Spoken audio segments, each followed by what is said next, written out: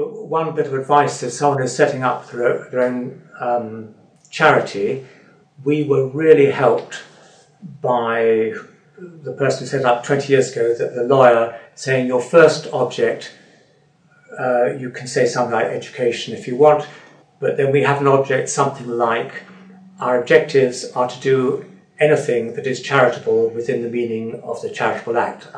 My words aren't exactly right, but it means fantastic. We have the freedom to do what we want. We don't abuse the freedom, but we don't have to prove it. PEEP, on the other hand, we said we wanted to support the education of 0 to 5-year-old children. After some years, the Charity Commission came back to us and said we weren't allowed to do this because education of 0 to 3-year-old children was an oxymoron.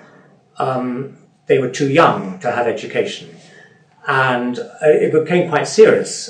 We had to somehow show that the research we were doing, and we were allowed to research, somehow supported, and we had to work around, which was clearly quite ridiculous, only because we'd said the wrong thing in our first objective.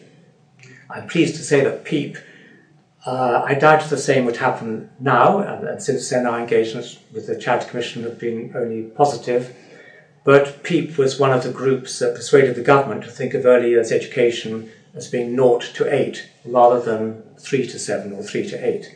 But that shows an example of being too specific in one's charitable objectives when to have the freedom to operate, which after all is why I first went into it, is a privilege as long as one uses it sensibly.